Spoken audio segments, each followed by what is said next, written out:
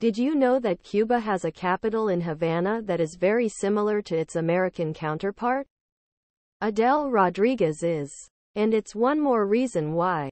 As a Cuban-American political cartoonist, she is so disturbed by what happened in her adopted homeland on January 6.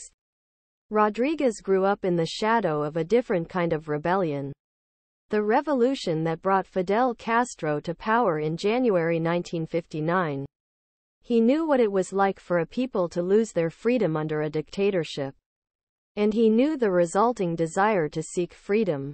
Freedom. As he and his family did at the Mariel boat dock in 1980. So after 2016, when Donald Trump won the White House, disturbing memories from the not-so-distant past began to surface more than January 6, 2021. Now, Rodriguez lays it all out in Worm A Cuban-American Odyssey, a graphic novel memoir. I don't think most Americans realize what a coup or attempted coup is. How dangerous it is, he says.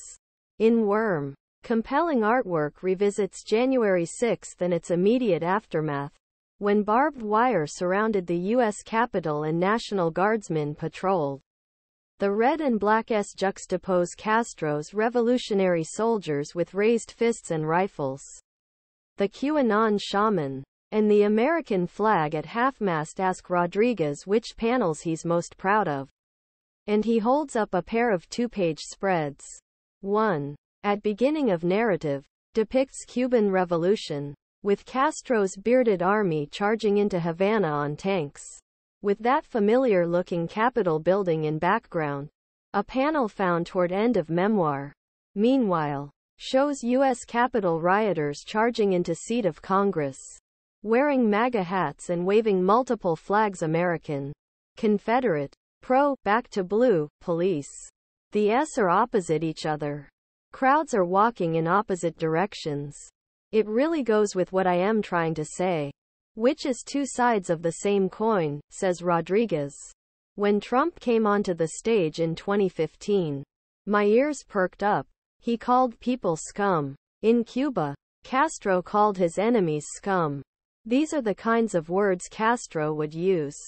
Edel Rodriguez depiction of the Cuban Revolution in 1959. Rodriguez's depictions of Trump have now become famous. He appeared on the covers of Time and Der Spiegel magazines. The most striking one is open to debate. Is it melting blob-like face of Trump that MSNBC likens to the Wicked Witch of West?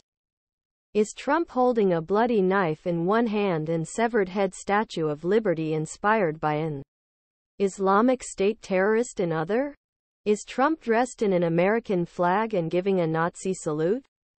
I think he brought a kind of extremism to politics in America, Rodriguez says. The best way to deal with the problems, he says, is to hold democratic elections and, if your candidate doesn't win, try again in the next round. What he sees too often instead is authoritarian alternative of men with guns, communists in Cuba, the Maga crowd in U.S., or ISIS.